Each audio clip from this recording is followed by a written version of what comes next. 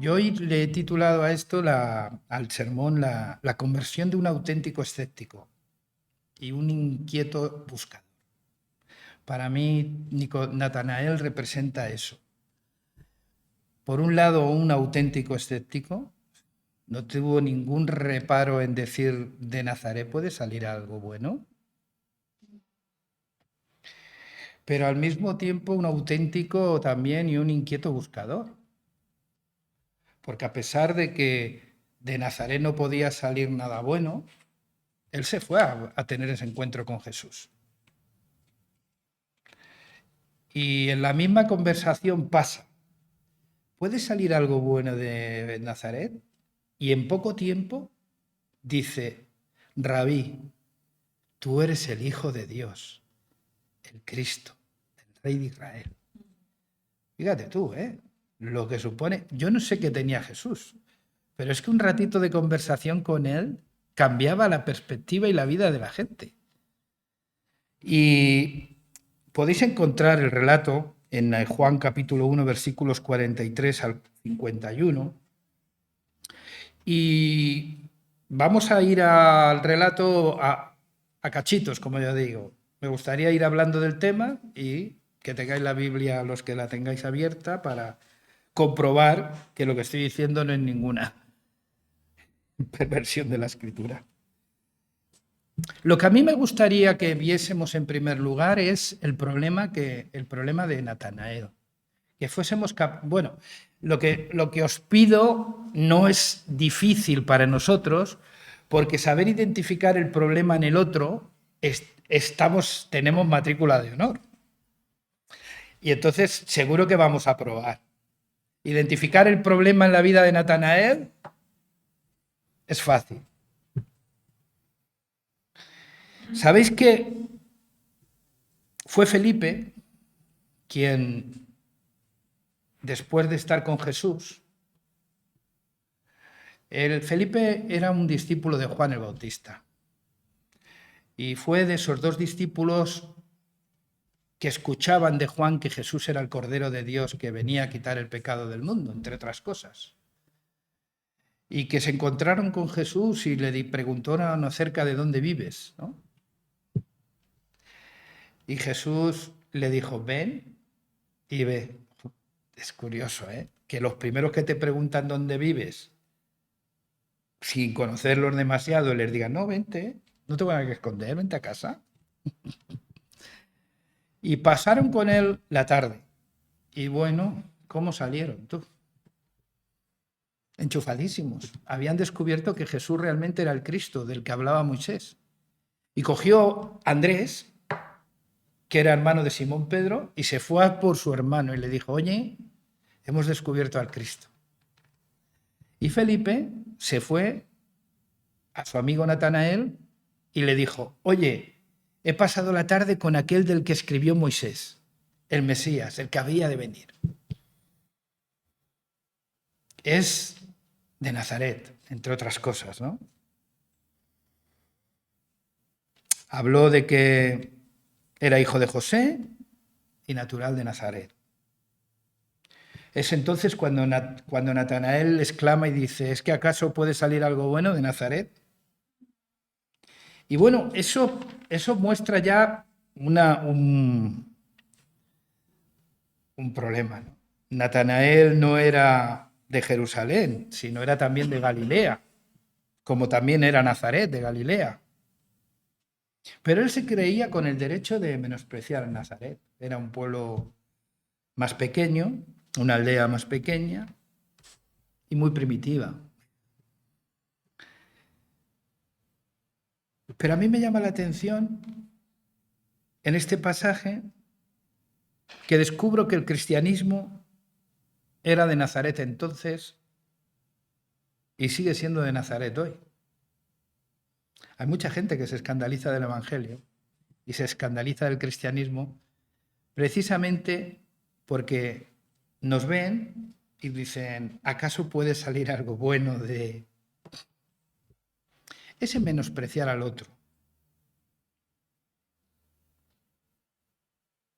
Hoy muchas personas, como Natanael, también piensan así del cristianismo. lo ven como algo insignificante, sin ningún tipo de valor profético. Nada se escribió acerca de Nazaret, obsoleto, incluso hasta un poco primitivo. Hay gente que piensa así del cristianismo.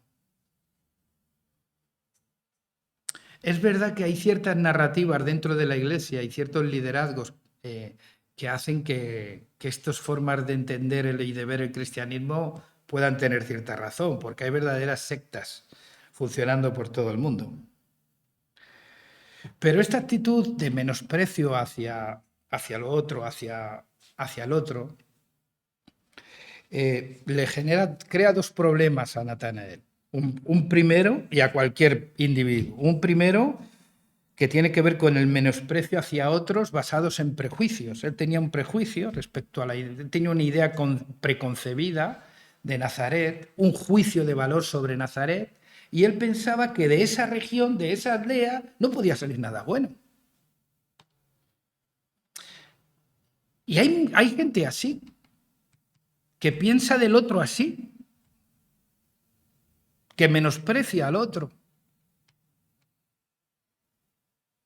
Y que muchas veces es fruto de la ignorancia, de la falta de conocimiento que tenemos del otro. Y desgraciadamente también otras muchas veces tiene que ver con nuestro sentido, con nuestra arrogancia, con nuestra soberbia. Y curiosamente esa forma de tratar al otro menospreciándole, infravalorándole, termina matando las relaciones. El menosprecio mata.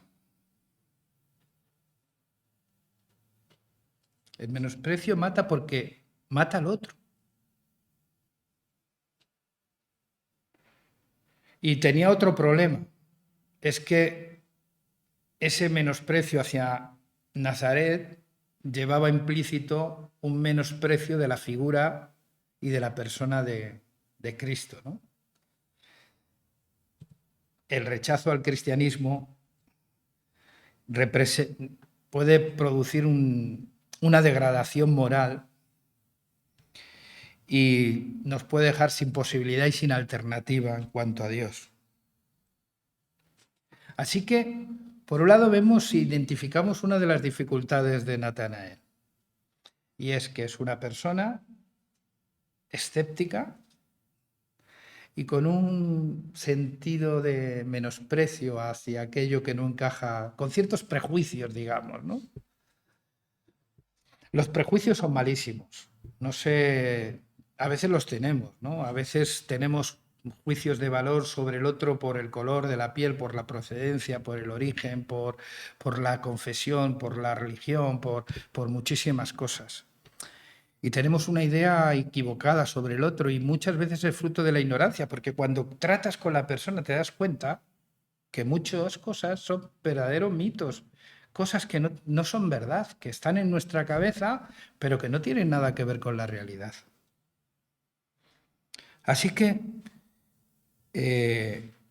igual que hay muchos que hospedaron ángeles sin saberlo, como dice la Escritura, podemos entrar en el menosprecio hacia el otro y pensar y podemos perdernos muchas cosas. Fijaros, Natanael, si se hubiese negado por su prejuicio a ir a donde Jesús, hoy no estaríamos precisamente hablando de él, seguramente. Sí. Así que nuestros prejuicios nos pueden hacernos perder muchas cosas. No permitamos que nuestras convicciones respecto a que el cristianismo pueda ser poco sofisticado o incluso obsoleto nos aleje un poco de Jesús. Cuidémonos también de nuestro orgullo y de nuestros prejuicios, de nuestras actitudes de desdén y de menosprecio hacia el otro. Son actitudes tóxicas, y pueden terminar con muchas cosas de nosotros. Este es el primer aspecto, ¿no?, de Natanael que podríamos identificar.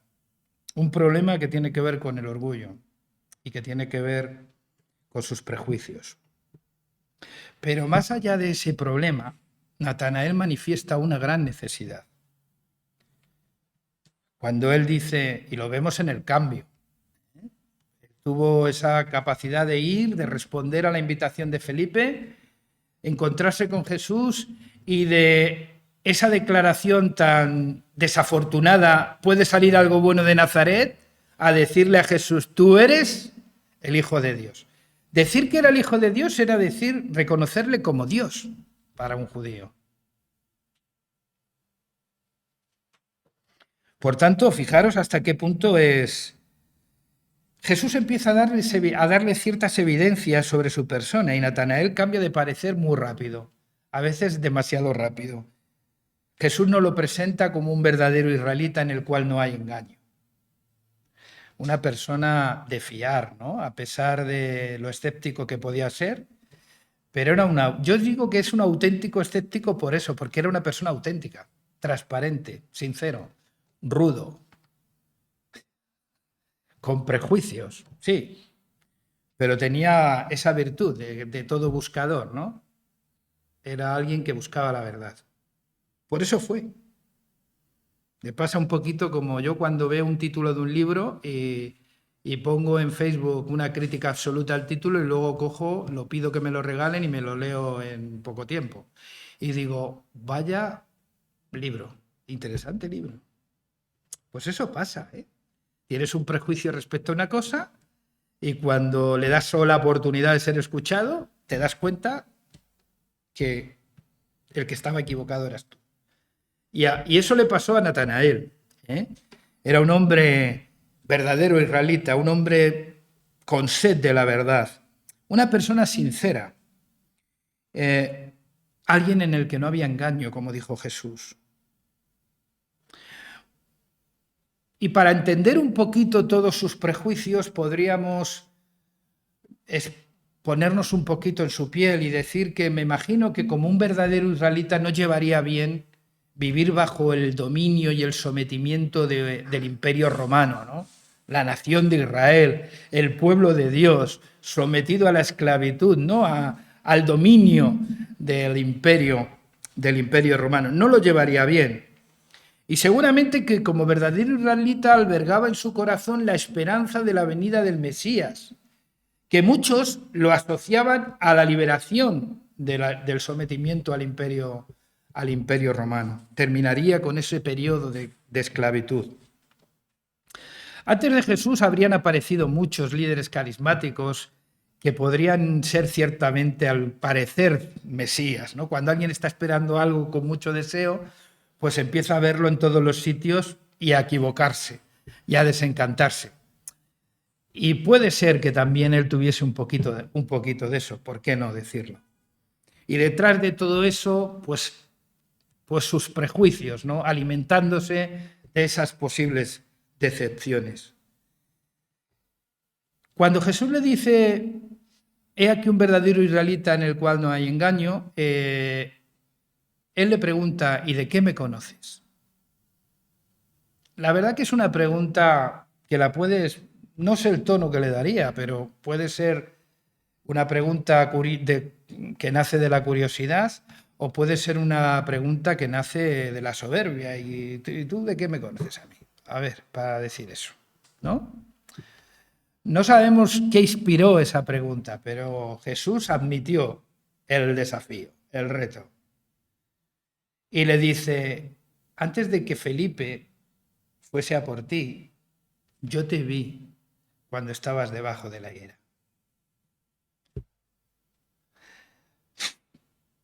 Y eso le hizo explotar en otra declaración contraria a la que le dijo a Felipe, tú eres el Hijo de Dios, tú eres el Cristo, el Rey de Israel. La verdad es que no sabemos qué estaba haciendo debajo de la higuera, ¿no? No lo sabemos. Hay gente que hace verdaderos sermones no de lo que la Biblia dice, sino de lo que la Biblia calla. Pero yo no voy a especular con lo que la Biblia no dice. Quiero resaltar lo que la Biblia dice, porque si hablo de lo que la Biblia no dice, puedo caer en un terreno de especulación, ¿vale? Y entonces puedo terminar diciendo lo que nunca tuvo la intención de decir Juan cuando escribió este texto, ni la intención de comunicar Dios cuando inspiró a Juan. Por tanto, no sabemos qué estaba haciendo debajo de la higuera. pero estaba haciendo algo solo, eso sí podemos decirlo, algo que formaba parte de su intimidad y que nadie conocía. Y por eso le sorprendió que Jesús lo supiera. Y le llevó a reconocer que realmente Jesús era alguien diferente, era el Hijo de Dios. Es curioso. A mí la experiencia de Natanael me habla de alguien que a regañadientes viene a conocer a Jesús, ¿vale? Digo a regañadientes por sus prejuicios, que entendía que de Nazaret no podía venir nada, no podía salir nada bueno. Viene a conocer a Jesús y cuando llega a Jesús se siente conocido por Jesús.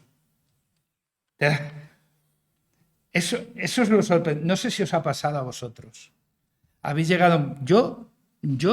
Cuando yo puedo identificar el momento de mi conversión al Señor, tiene que ver con una experiencia muy parecida a la de Natanael. Mi hermano Paco vivía una vida perdida en drogas y tal, y de la noche a la mañana cambió y empezó a ir a una iglesia evangélica. Claro, nosotros no lo teníamos todo claro. ¿Y a dónde está yendo este? ¿De Nazaret puede salir algo bueno? Yo decía, ¿puede salir alguna buena idea de Paco? A ver si va a estar en una secta, a ver si va a estar en un rollo de estos. Y fuimos mi madre y yo. Y cuando yo entré en aquella iglesia, había un gitanito moreno negro. O sea, ese moreno, muy moreno. Delgadito, bajito, que gritaba. Y cuando yo me siento a escucharle, siento que me conoce. Que conoce mi vida, mis anhelos más profundos, mis motivaciones. Uf, digo, este tío, ¿quién le ha dicho esto? O sea, que yo sé lo que es ir a conocer a alguien y sentirte absolutamente descubierto, conocido por esa otra persona. De hecho, ese mismo día entregué mi vida a Cristo y sentí como un alivio. Es como cuando te cae una carga que te sientes que has llevado una carga durante mucho tiempo y te la quitas y tienes flojera en las piernas. O sea, cuando la estás llevando te sientes fuerte, ¿no? Pero cuando te la quitan, si empiezas a sentir una flojera que parece que te vas a caer en cada momento. Esa fue mi experiencia, además de llorar como si hubiese visto el último capítulo de La Casa de la Pradera. O sea, impresionante. Esa fue mi experiencia. Entonces puedo entender a Natanael en cierta medida porque cuando tú vas con ciertos prejuicios a un sitio, supuestamente a conocer algo, y resulta que eso que vas a conocer termina dando evidencias de que te conoce a ti como nadie, empiezas a ver que es algo sobrenatural. Ese hombre y yo no teníamos nada que ver en la vida, caminos absolutamente distintos, que si no hubiese sido por ese momento seguramente no nos habríamos cruzado nunca más. Pero Dios lo hizo, tú. ¿Y cómo lo hizo? Tenía 16 años. Yo no sé lo que es estar fuera desde entonces de la iglesia. Sí, he sido más fanático, más peligroso, más legalista, más kamikaze, más fundamentalista, menos, tal. Ahora soy más cristiano. Porque ir a la iglesia no te hace cristiano, ¿sabes? Es Cristo, tu experiencia con Cristo lo que realmente te transforma. Pero me di cuenta que Dios hizo ese milagro y cambió mi vida. Y esa es la experiencia de Natanael. Natanael viene a conocer a y termina absolutamente descubierto por. Y en esa revelación de sí mismo descubre quién es el que tiene delante. ¿Te das cuenta del milagro? Es que yo sé, es que es muy místico todo esto, pero es que es así. O sea, llegas a conocer a alguien y te das cuenta que cuando llegas a él Él es el que te conoce a ti. Tú te sientes absolutamente descubierto y en ese descubrir quién eres tú, te llegas a percatar de quién es el que tienes delante. Porque Natanael llegó fue una de las dos grandes, a recordar a Jesús cuando le dice a sus discípulos, ¿quién dice la gente que soy yo? Y empezaron ahí a jugar al pasapalabra, ¿no? Y empezaron unos dicen que eres Elías, no, otros dicen que eres uno de los profetas, otros dicen que eres... Y hasta que llega Pedro y dice, tú eres el Cristo, el Hijo del Dios viviente. ¡Guau! Y dice Jesús, sobre esta piedra, que es la confesión de Pedro, Jesús le dice, y tú eres Simón, hijo de Jonás, ¿vale? Para que veas que te conozco. Y te voy a decir que te conozco tanto que sé que lo que has dicho no viene de ti, sino que te lo ha revelado mi Padre que está en el cielo. Y sobre esa declaración de fe, esa confesión de que soy el Cristo, el Hijo del Dios viviente, sobre eso yo edificaré mi iglesia. Casi todos fueron así. Llegan a conocer a Jesús, recordarse a Pedro en la pesca milagrosa, ¿no? Que vienen una noche de pescar, no cogen nada, eran pescadores profesionales. Y llega un carpintero aprendiz, un carpintero, y les dice, ¿qué? ¿Cansadito? No, de toda la noche pescando, venga, pues vamos a pescar. Pero si hemos estado toda la noche y no hemos traído nada, está muy mal la mar. Yo no sé qué está pasando, pero que no hay nada que pescar. Y Jesús les dice, boga mar adentro. Se van a pescar y le dice el carpintero, echa tu red a la derecha. ¿Ahora me vas a enseñar a mí tú a pescar? ¿Os imagináis? No. No sé lo que tenía Jesús, pero dijo, bueno, pues en tu palabra, por lo que tú dices, voy a echar la red. Echó la red y pescaron un montón de peces. Tuvieron que llamar a otras cooperativas de pescadores y empresas de pescadores que había por allí, que nos hundimos, que aquí hay pescado para todos, ¿no? La gran pesca milagrosa. Y cuando salen de allí, de la pesca, llega Pedro, se pone de rodillas y dice, apártate de mí que soy hombre pecador. Quiere decir que cuando tú eres capaz de reconocerte cómo eres en tu intimidad, hay muchas posibilidades de que seas capaz de reconocer quién es Jesús realmente. Eso es lo que pasó. Esa es la mística de la conversión, de la experiencia cristiana. Y te das cuenta que muchas de las cosas que tú has vivido, esto que os he contado ahora mismo de mi testimonio del culto aquel y tal, no estaba previsto contarlo, ¿vale? Pero sobre la marcha me he sentido identificado plenamente con Natanael, porque yo me sentí, iba a ver qué pasaba allí, y nada. Y me siento identificado con Zaqueo, que fue allí simplemente a ver quién era ese del que tanto se hablaba, y se lo lleva a cenar y no veas. Qué cambio de vida.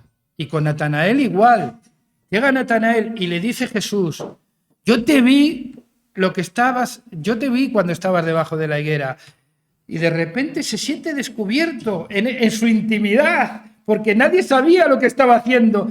Y cuando se siente descubierto en su intimidad dice, vale, y tú eres el Cristo, el Hijo del Dios viviente, ¿no? Esa es la respuesta realmente.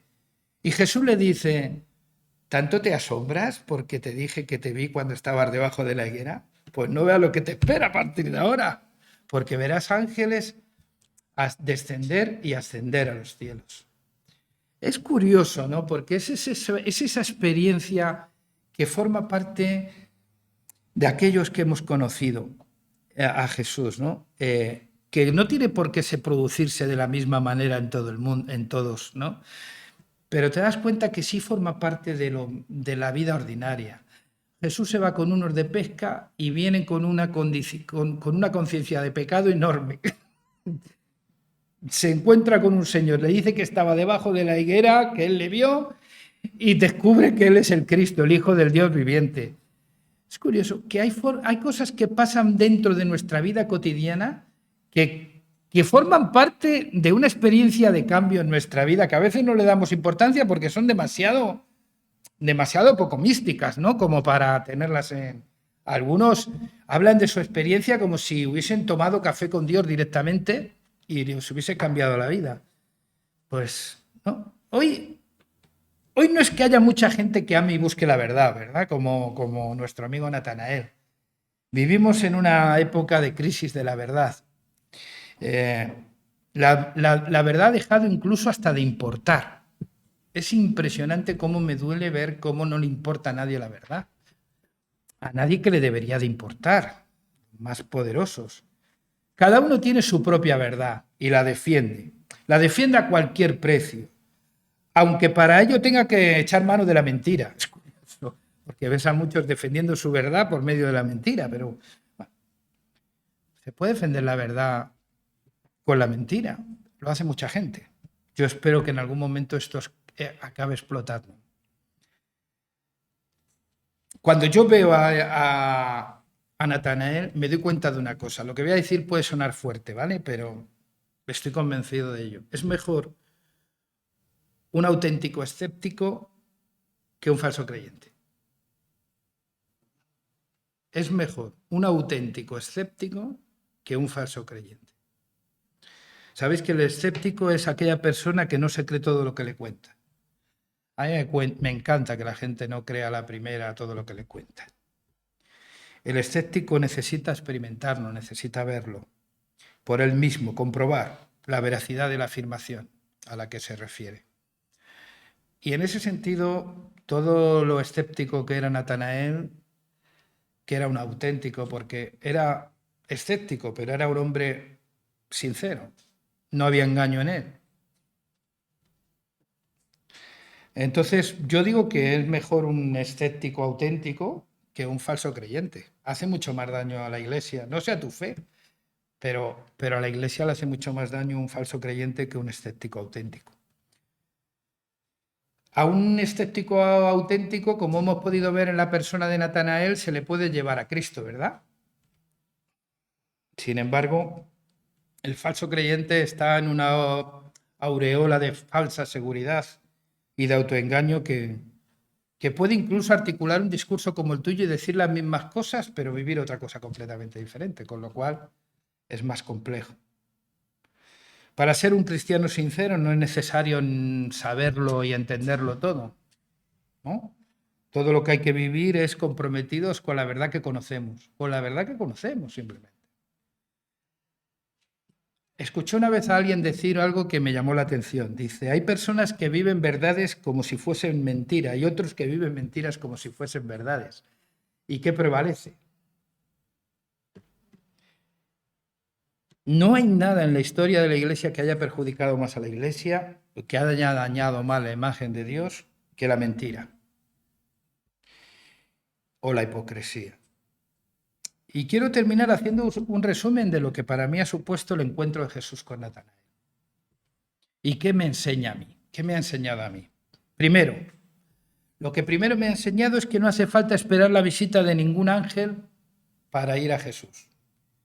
Que un buen amigo es la mejor manera de llegar a él. Así que si quieres llegar a gente a la iglesia, a Cristo, perdón, no a la iglesia, sé buen amigo. Ese es el mejor curso de evangelismo, ¿vale? Ser un buen amigo de la gente. Eso lo he aprendido de Felipe. Cuando encontró y descubrió al Mesías, ¿de quién se acordó? Era importante Natanael para Felipe. Y fue a Natanael. Por tanto, no hace falta esperar que vengan ángeles y que caigan estrellas y que pasen cosas así muy sobrenaturales. Simplemente hay que ser buen amigo. Segundo, el menosprecio basado en la ignorancia del otro o en nuestra propia soberbia e incluso en nuestros prejuicios de cualquier naturaleza, que los hay hasta religiosos también, es una auténtica barrera para conocer la verdad y mantener relaciones saludables. Por eso hay que tener otras actitudes distintas.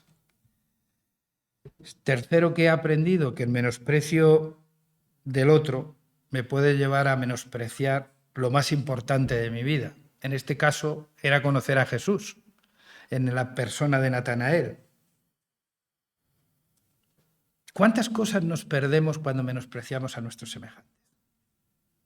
Cuando infravaloramos a la gente que está a nuestro alrededor. Nos puede enseñar tanto, nos puede aportar tanto, pero simplemente partimos de ideas que tenemos respecto a los demás y creemos que por eso ya tenemos un doctorado en psicología y nos equivocamos. Lo cuarto que he aprendido lo he dicho hace nada y es una palabra súper dura, pero sé, y más dicha en una iglesia que se supone que tendría que estar animándoos. Bueno, pues es mejor ser un auténtico escéptico que un falso creyente. Para mí eso es más importante. Lo quinto que he aprendido es el asombro que despierta conocer a Jesús es consecuencia de sentirnos y sabernos conocidos por Él. El cristianismo auténtico descansa en Cristo y en el mérito de Cristo en su obra en la cruz y en la resurrección. Y por último, no hay nada más tóxico en la comunidad o en la iglesia que la mentira. Y no estoy hablando de la mentira burda, que te miento por lo que te digo. Estoy hablando de la mentira más dura, de asumir que es la falta a veces de consecuencia entre lo que decimos y lo que hacemos. ¿Os acordáis del caso de Ananías y Safira?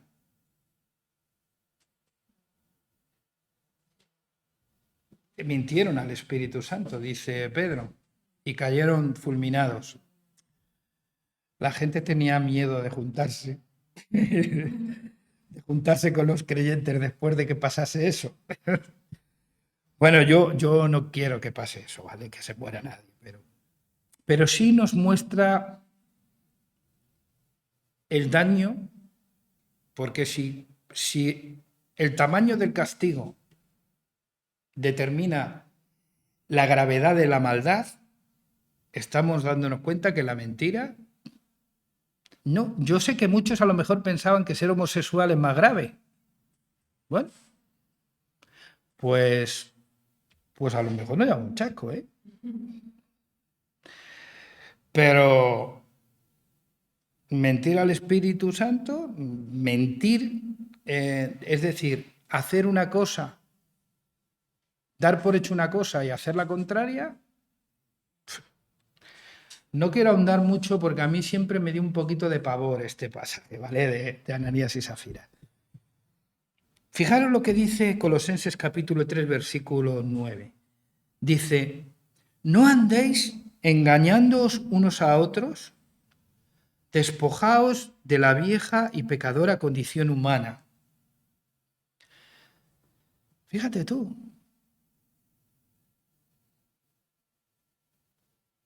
¿Por qué la gente puede llegar a engañar en la iglesia?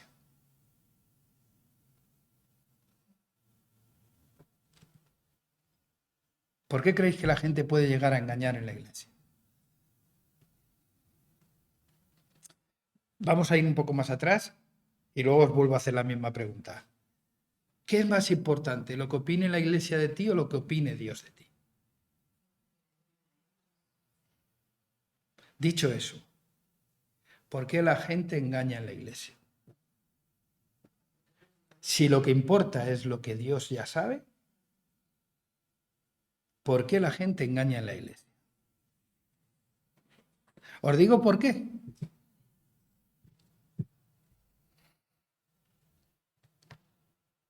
Porque somos una panda de jueces y la gente tiene miedo a sentirse señalada, a sentirse estigmatizada, a sentirse juzgada, a sentirse infravalorada, a sentirse menospreciada.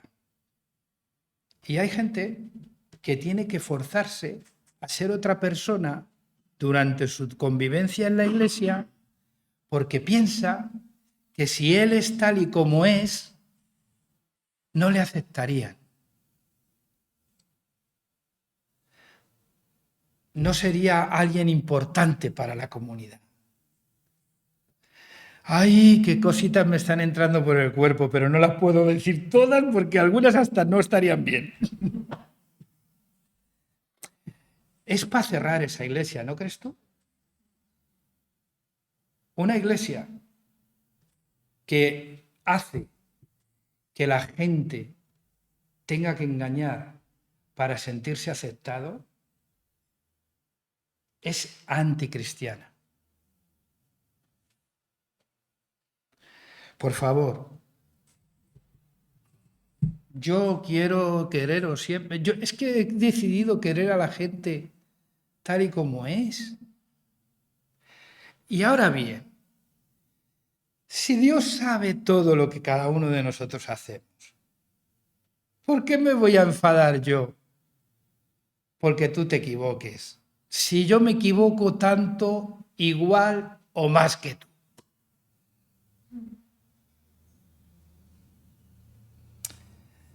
Mal rollito, ¿eh? Mal rollito. Fijaros en una cosa que pasa en muchas iglesias. Y quiero terminar porque me estoy enrollando mal de la cuenta, pero esto sí quiero decirlo. Los pecados que más se ven y que menos se pueden disimular son los que más escandalizan. Pero realmente son los que menos daño hacen.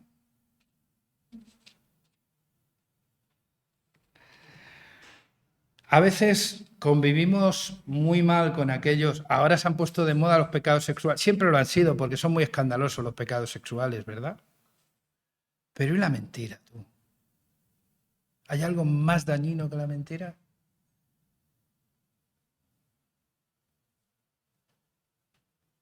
No lo sé. Que Dios nos ayude, ¿verdad? A no pecar, a empezar. Y segundo, no pasa nada por ser un escéptico, por tener dudas, no pasa nada por manifestar debilidades, no pasa nada por ser quien eres. Dios te ama. Y Dios dio a su Hijo por ti y por mí. Y si Dios hizo eso, ¿quién soy yo para cuestionar nada al respecto? Una vieja pecadora y pecadora condición que tiene, ¿sabéis qué raíz tiene la vieja y pecadora condición de la que habla el apóstol que nos tenemos que despojar? ¿Sabéis en qué está basada? Nuestra vieja y pecadora condición humana, que dice Colosenses, en una gran mentira también. Sabe Dios que no moriréis, sino que el día que comáis de este árbol, seréis como Él. Y desde entonces, desde que nos creímos esa gran mentira de ser como dioses, lo único que hemos hecho es no parar de pecar, es no parar de degradar la humanidad, es no parar de atentar contra la imagen y semejanza de Dios que hay en nosotros. Por eso hay que romper definitivamente con la mentira y dejar que Dios obre en el corazón de la gente y aceptar a la gente tal y como. Yo cuando vine a Cristo no encontré, bueno, vamos a ver, luego sí me dieron una lista, no Cristo. Los que hablan en nombre de Cristo luego te dan la lista. Tienes que dejar de hacer esto, tienes que dejar de hacer esto, tienes que dejar de irte con tienes que dejar, tienes que tener tiempo para, tienes que hacer esto, tienes que estar todo el día en la iglesia, tienes que... Y lo hice, ¿eh? Y fui un peligro social en aquel entonces. Un fanático, no hay nada más peligroso que un fanático. Que Dios nos ayude, ¿vale? La verdadera iglesia es aquella que está compuesta de pecadores, lo sabéis, ¿no? Es un hospital y no un salón de trofeos. No es la sala de trofeos del Real Madrid, la iglesia. ¿Eh? Es un hospital, porque solo los enfermos tienen y a esos vino Jesús a sanar. Que el Señor os bendiga mucho. Quiero animaros y espero que la experiencia de Natanael nos sirva a todos nosotros. Amén. Damos gracias a Dios por su palabra.